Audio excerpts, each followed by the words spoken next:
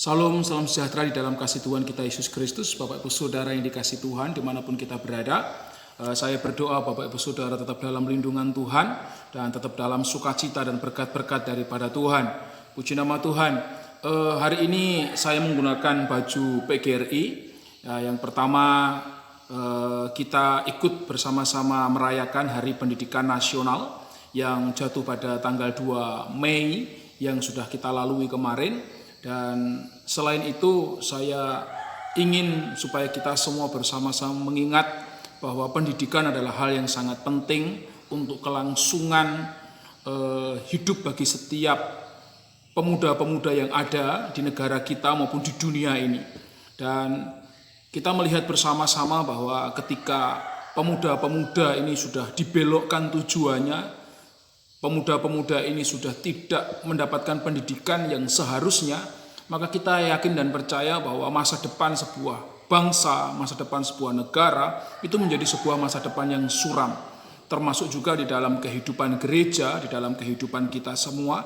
Ketika anak-anak kita dan ketika pemuda-pemuda kita sudah tidak lagi diajarkan ke dalam ajaran yang sesuai dengan kebenaran firman Allah, maka kita akan menciptakan pemuda-pemuda yang tidak lagi mengetahui apa itu kebenaran, dan itu menjadi awal daripada sebuah kehancuran yang ada di dalam gereja kita, yang ada dalam rumah tangga kita, bahkan mungkin yang ada di dalam kehidupan kita. Oleh karena itu hari ini kita akan bersama-sama belajar untuk mendidik pemuda. Karena mendidik pemuda ini adalah sebuah tanggung jawab yang Tuhan berikan tidak hanya sekadar kepada guru-guru yang ada di sekolah ataupun yang ada di gereja terkait dengan pendeta maupun guru sekolah minggu, tetapi itu menjadi sebuah tanggung jawab yang harus bersama-sama kita lakukan. Tanggung jawab yang Tuhan berikan kepada saudara dan saya sebagai umat Tuhan. Puji nama Tuhan. Hari ini kita akan belajar firman Tuhan yang terambil di dalam Amsal pasal 22 ayat yang ke-6. Amsal pasal 22 ayat yang ke-6. Namun sebelumnya mari kita bersama-sama tundukkan kepala dan kita bersatu di dalam doa. Tuhan yang baik, yang kami kenal di dalam nama Tuhan Yesus Kristus, kami berterima kasih atas karunia Tuhan dan kami berterima kasih atas berkat Tuhan. Hari ini kami akan belajar kembali firman Tuhan. Kami memohon Roh Kudus Roh Allah memberikan kepada kami semua pengertian supaya kami tidak sekadar berhenti menjadi pendengar, tetapi kami boleh menjadi pelaku firman-Mu, dan dimanapun kami berada kami boleh menerapkan firman-Mu sehingga keberadaan kami boleh menjadi berkat bagi sesama kami dan menjadi berkat bagi diri kami. Di dalam nama Yesus Kristus kami siap mendengarkan firman Tuhan. Haleluya. Amin. Puji nama Tuhan. Kita buka Alkitab kita Amsal pasal 22 ayat yang ke-6. Saya akan membacakannya untuk Bapak Ibu Saudara semua. Firman Tuhan berbunyi demikian. Didiklah orang muda menurut jalan yang patut baginya, maka pada masa tuanya pun ia tidak akan menyimpang daripada jalan itu. Amin firman Tuhan. Bapak Ibu Saudara yang dikasihi Tuhan Yesus Kristus, saya sangat setuju dengan pernyataan yang mengatakan bahwa pendidikan adalah proses yang harus terjadi seumur hidup. Karena saya juga meyakini bahwa selama kita hidup, kita semua akan terus terproses, terdidik dalam pokok-pokok hal-hal yang perlu untuk bisa merubah karakter kita yang lama menjadi karakter yang semakin hari semakin diperbarui. Proses pendidikan berbicara tentang perubahan karakter, sementara belajar itu berbicara tentang bagaimana kita ditambahkan pengetahuan demi pengetahuan yang baru.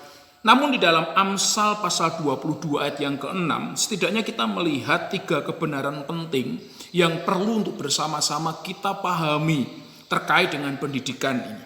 Ya, yang pertama yaitu mendidik orang muda memiliki batas waktu supaya mereka tidak menyimpang daripada ajaran yang seharusnya. Di dalam ayat ini firman Tuhan katakan, didiklah orang muda.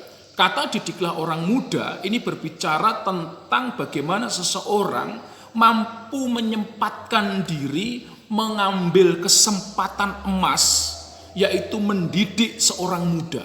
Kata muda di sini ternyata menggunakan bahasa Ibrani yang memiliki arti anak yang ada di bawah bimbingan, anak yang masih ada di bawah naungan orang tuanya. Sehingga ketika kita berbicara orang muda di sini, tentunya ini membawa implikasi kepada setiap anak-anak yang masih di bawah tanggung jawab kita. Dan implikasi kedua yaitu bahwa Bapak Ibu Saudara sebagai orang tua memiliki kewajiban untuk mendidik anak-anak kita. Sebelum apa? Sebelum anak kita tadi berubah usianya. Tidak lagi muda tapi kemudian menjadi tua. Oleh karena itu kesempatan emas ketika dia masih muda ini menjadi sebuah kesempatan yang baik untuk kita bersama-sama menerapkan pendidikan yang tepat, pendidikan yang sesuai kepadanya. Dan yang kedua, kita melihat fakta kebenaran, yaitu bahwa pendidikan bukan hanya berguna secara temporal, tetapi juga memiliki kegunaan yang cukup panjang, yaitu selama hidup. Artinya begini Bapak Ibu Saudara yang dikasihi Tuhan. Ketika anak belajar waktu SD, bukan berarti pelajaran SD itu hanya berguna waktu SD saja. Tapi pelajaran SD tadi itu akan berguna ketika dia SMP maupun SMA. Satu contoh, kita di SD belajar berhitung, belajar membaca. Belajar berhitung dan membaca itu akan berguna ketika dia ada di SMP maupun ada dia di SMA. Atau kemudian dia kuliah, bahkan setelah dia tidak belajar lagi atau tidak sekolah lagi di sekolah-sekolah formal. Nah, di dalam hal ini pendidikan pun sama. Kita diajar untuk sopan santun, kita diajar untuk berkata yang jujur, berkata yang baik, bertingkah laku yang baik. Itu tidak berlaku hanya temporal, hanya sesaat saja. Tapi itu akan berlangsung seumur hidup. Nah, oleh karena itu setiap kita semua mendidik. Ketika kita berbicara bukan berbicara waktu yang temporal, setiap kita semua harus mampu mempersiapkan sebuah pendidikan yang benar-benar berimplikasi kepada sebuah waktu yang panjang.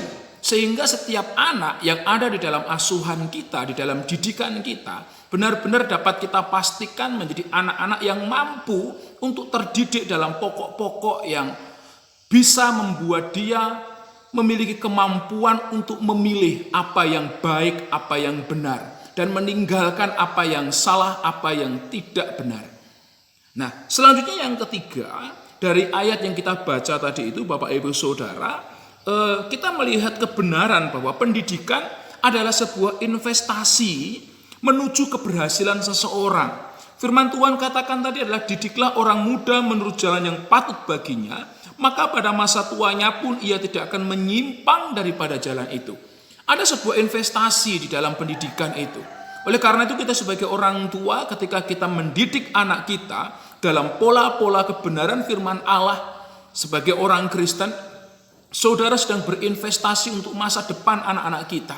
Untuk kebaikan saudara dan kebaikan anak kita terutama. Oleh karena itu jangan pernah kita mengabaikan pendidikan ini. Nah, pertanyaannya, jika kita tadi sudah melihat 3 kebenaran penting bahwa mendidik orang muda itu memiliki batas waktu dan pendidikan itu berguna tidak hanya secara temporal tapi berbicara tentang suatu hal yang cukup panjang. Kemudian yang ketiga, pendidikan itu adalah investasi yang menunjang keberhasilan seseorang. Pertanyaannya adalah pendidikan seperti apa yang harus diberikan? Beberapa orang mungkin berpikir bahwa dia sudah mencukupi pendidikan anaknya dengan jalan mengirimkan anaknya ke sekolah-sekolah yang dia anggap bonafit. Beberapa orang berpikir bahwa dia telah mencukupi kebutuhan pendidikan anaknya ketika dia telah berhasil menambahkan jam-jam belajar anaknya dengan mengikutkan anaknya pada les-les tertentu, kursus-kursus tertentu. Sehingga dia merasa bahwa dia tidak lagi memiliki tanggung jawab untuk mendidik anaknya secara mandiri. Ini adalah sebuah anggapan yang salah.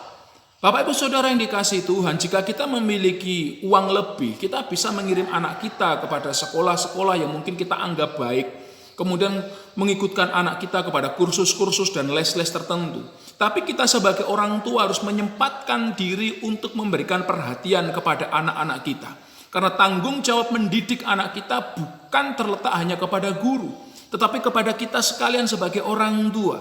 Saudara dan saya diberikan anugerah Tuhan untuk memiliki anak, yaitu Tuhan percayakan saudara dan saya untuk mendidik setiap anak-anak kita ada di dalam jalan Tuhan. Bapak Ibu Saudara yang dikasihi Tuhan, ketika kita hanya berorientasi bahwa pendidikan itu hanya berbicara tentang bagaimana kita memenuhi apa saja yang kita pandang baik, salah satunya yang saya sebutkan tadi, mengirim anak-anak kita kepada tempat-tempat yang mungkin kita anggap itu mencukupi pendidikannya dia, yaitu di tempat-tempat sekolah-sekolah yang kita anggap baik, bonafit dan lain sebagainya. Maka kita hanya menciptakan anak yang pandai secara intelektual, tapi kemudian kita tidak sedikit menjumpai anak-anak kita, mungkin kita melihat anak orang lain atau siapapun itu yang kemudian memiliki emosional yang buruk. Kemudian mereka memiliki spiritual yang buruk. Bapak Ibu Saudara yang dikasihi Tuhan, pernah mungkin kita menjumpai seorang anak yang mungkin menjuarai berbagai macam olimpiade. Anak tersebut secara intelektual luar biasa dalam pemahaman-pemahamannya di sekolah. Tapi kemudian di sisi lain kita melihat bersama-sama dia tidak memiliki etika berbicara yang baik. Dia tidak memiliki sikap yang baik. Dia tidak memiliki sopan santun. Perkataannya tidak menjadi sebuah perkataan yang menyenangkan di telinga. Bahkan ketika dia bermedia sosial, dia bisa mengumpat, membuli sesamanya, membuli orang lain. Kenapa? Karena ternyata kecerdasan intelektual itu tidak bisa berbanding lurus dengan kecerdasan emosional maupun kecerdasan spiritual. Oleh karena itu setiap kita semua harus menyadari bahwa pendidikan yang dimaksud di sini tidak hanya berbicara mencakup kebutuhan intelektual saja, tetapi ini berbicara tentang bagaimana kita bisa membentuk kecerdasan emosi kepada anak kita maupun kecerdasan spiritual kepada anak kita. Supaya nilai-nilai spiritual yang baik, nilai-nilai emosi yang baik ini bisa benar-benar terbawa di dalam kehidupannya. Di dalam pekerjaan ketika seorang hanya mengandalkan kepintarannya saja, orang tersebut akan kalah dengan robot karena robot dapat diprogram seperti itu. Ya, dengan komputer dan lain sebagainya. Tetapi kalau kita tidak memiliki kecerdasan emosi yang baik, maka kita tidak akan pernah membangun sebuah pertemanan, persahabatan dengan baik. Sehingga itu akan membuat kita mengalami kegagalan demi kegagalan. Oleh karena itu kita tentunya tidak ingin melihat anak-anak kita mengalami kegagalan-kegagalan di masa yang akan datang. Oleh karena itu penting untuk bersama-sama kita mendidik anak kita di dalam pola-pola yang benar. Dari ayat yang kita baca tadi kita melihat beberapa kata yang sangat menarik. Firman Tuhan katakan, didiklah orang muda menurut. Ada kata menurut di situ. Menurut di sini membawa implikasi bahwa anak kita ajar. Untuk apa? Untuk menurut. Menurut apa? Firman Tuhan katakan menurut jalan yang patut baginya. Ada kata yang patut. Yang patut ini berbicara tentang bagaimana kita menerapkan nasihat-nasihat. Yang patut secara intelektual, yang patut secara emosional, yang patut secara spiritual. Yang patut secara pemahaman norma-norma yang ada maupun patut secara pandangan umum setiap kita. Terlebih patut dalam cara pandang firman Tuhan, patut dengan cara pandang Allah.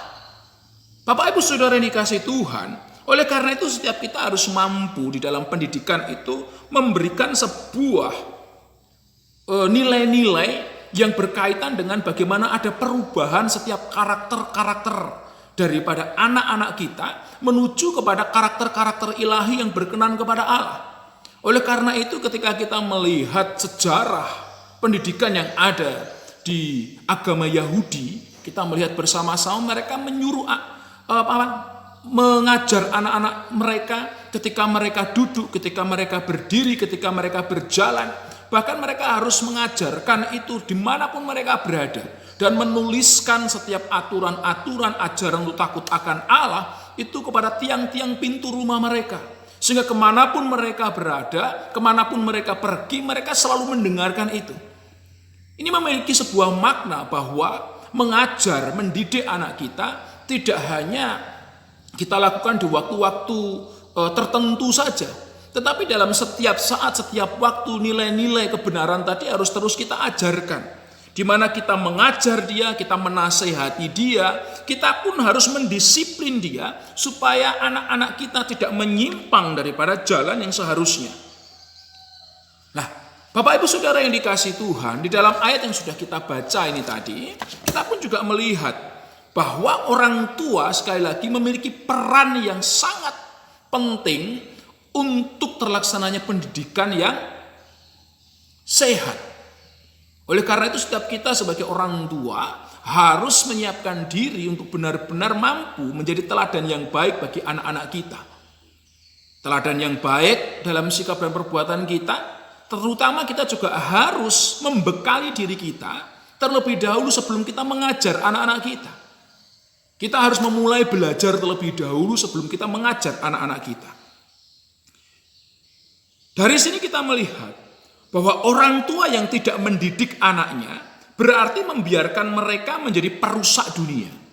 Dan yang kedua, orang tua harus menyadari bahwa masa untuk mendidik anak sangat terbatas dan harus digunakan sebaik-baiknya. Selanjutnya yang ketiga, bila kesempatan itu berlalu, maka percuma. Orang tua harus mempertanggungjawabkannya di hadapan Tuhan. Karena ini berkaitan erat. Pendidikan ini berkaitan erat dengan kita sebagai orang tua. Nah, pertanyaannya kemudian, bagaimana sebagai orang tua kita harus mendidik anak kita menurut jalan yang patut baginya? Firman Tuhan tegaskan di sini bagaimana orang tua harus mendidik, yaitu menurut jalan yang patut baginya. Apakah itu jalan yang patut baginya? Di dalam bahasa Ibrani, kata jalan yang patut baginya ini menggunakan kata hanok lan na'ar alpi. Artinya yang pertama, yaitu jalan yang sesuai. Kata jalan yang patut baginya, ya, yang pertama itu artinya yaitu jalan yang sesuai. Apa itu jalan yang sesuai? Yaitu sesuai secara hukum, sesuai secara norma-norma yang ada. Di mana hukum dan norma ini yang mengatur ya, secara umum yang ada di daerah kita. Ada norma hukum, ada norma agama, ada norma sosial, dan lain sebagainya. Sopan santun itu adalah norma. Kita harus mengajarkan anak kita sopan santun. Sopan santun dalam berbicara, sopan santun di dalam bersikap. Lewat samping orang tua harus bilang apa, harus bagaimana sikapnya. Sehingga kita tidak dipermalukan dengan perbuatan anak kita. Nah, ini penting, orang tua harus memulai terlebih dahulu. Ketika firman Tuhan katakan ya, menurut jalan yang patut baginya, kita harus tahu benar-benar jalan mana yang harus ditempuh oleh anak kita, yaitu jalan yang sesuai. Sesuai dengan norma, sesuai dengan hukum. Yang kedua, makna daripada jalan yang patut baginya, yaitu jalan yang sesuai dengan bakatnya atau karunia setiap anak. Nah, jika yang pertama tadi jalan yang sesuai secara norma atau hukum, yang kedua yaitu jalan yang sesuai secara bakat atau karunia. Karena itu setiap orang tua, setiap guru harus mampu menemukan bakat apa anak kita ini. Harus mampu menemukan setiap bakat anak-anak kita. Supaya kita bisa membimbing anak-anak kita sesuai dengan karunia-Nya. Kita bisa membimbing anak-anak kita sesuai dengan bakatnya. Jelas kita akan berkata bodoh kepada burung kalau kita suruh burung tadi berenang. Kita akan berkata bodoh kepada ikan kalau ikan itu kita suruh terbang. Sama dengan anak-anak kita. Kita ketika menyuruh anak kita melakukan sesuatu yang bukan bakatnya, maka dia tidak bisa. Kadang-kala kita merasa kecewa. Dan bisa berkata bahwa anak kita adalah anak yang bodoh. Tunggu dulu, jangan-jangan kita yang malah belum pernah benar-benar mengerti anak kita. Bapak Ibu Saudara yang dikasihi Tuhan, ini penting supaya apa? Supaya kita tidak menjadi orang tua yang egois. Memaksakan anak kita menuruti apa yang menjadi keinginan kita dan tidak menjadi bakat anak kita. Oleh karena itu melalui firman Tuhan ini saya rindu kita bersama-sama menjadi orang tua Selain daripada kita tahu tanggung jawab kita untuk mendidik anak-anak kita pun juga menjadi orang tua yang tahu menemukan bakat anak-anak kita. Sehingga kita bisa mengarahkan anak-anak kita sesuai dengan bakatnya, dan kemudian dia bisa bertumbuh di dalam sebuah bakat yang memang dia senangi, sehingga dia bisa terdisiplin di dalamnya, dan dia menjadi seorang yang profesional dalam bakat itu.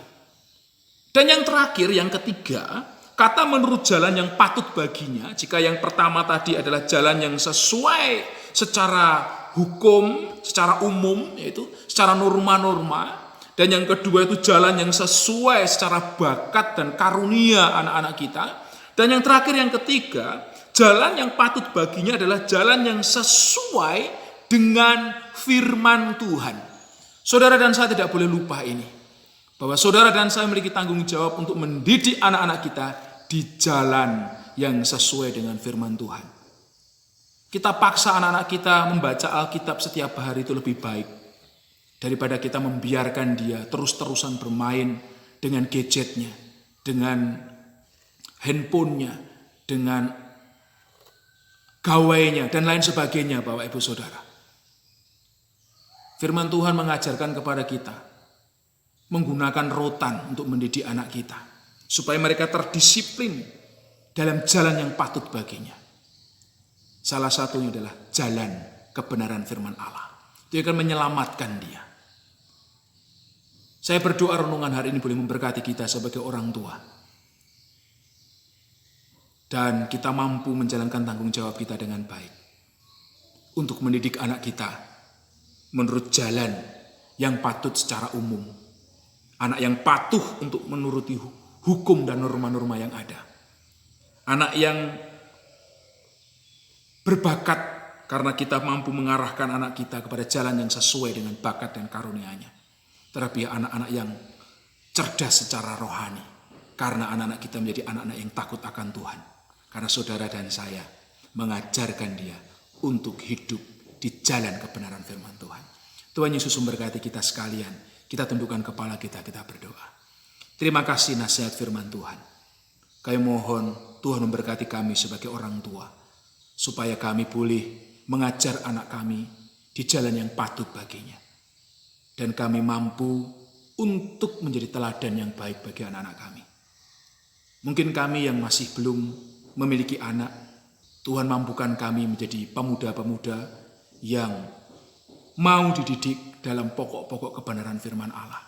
Mau dididik sesuai dengan bakat dan kemampuan kami. Mau dididik untuk mengikuti setiap aturan-aturan, hukum, norma yang ada.